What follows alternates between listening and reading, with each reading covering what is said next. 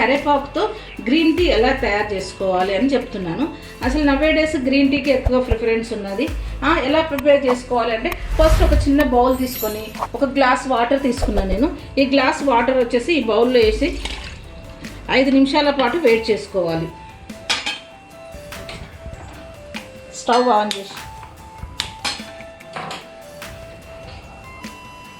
ఇంకా చూసారుగా water boil అయింది.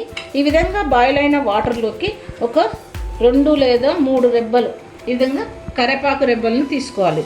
తీసుకొని ఇలా అనేసుకొని చిన్న చిన్న పీసులుగా కట్ చేసి, లేదంటే కట్ చేసుకున్నా ఏం కాదు.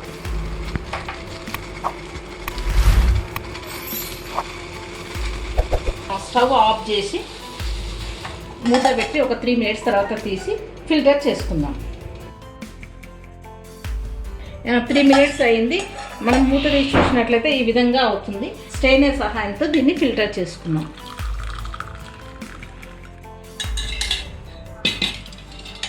ఇదిగోని చూసారు కదా గ్రీన్ టీ. ఈ గ్రీన్ టీని మనం డైలీ తీసుకున్నట్లయితే మార్నింగ్ ఎంప్టీ స్టమక్ చాలా యూజెస్ ఉన్నాయి.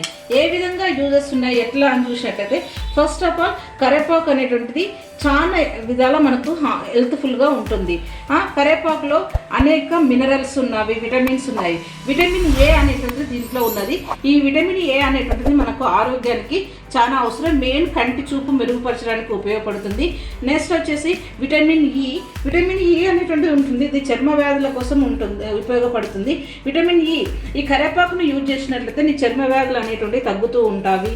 మరియు ఇంకా ఏ విధంగా ఉపయోగపడుతుంది అంటే ఇందులో ఐరన్ అనేటువంటిది ఎక్కువగా ఉంటుంది. అంటే రక్తహీనతను తగ్గించడానికి ఇది ఉపయోగపడుతుంది.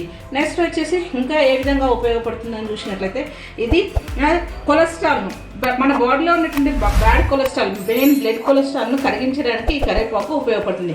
కాబట్టి మనము టీ, కాఫీల బదులు ఈ గ్రీన్ టీని యూజ్ చేసుకోవచ్చు. ఎర్లీ మార్నింగ్ ఎంప్టీ స్టమక్లో ఈ విధంగా దీన్ని యూజ్ చేసుకోవడం అనేటువంటి జరుగుతుంది.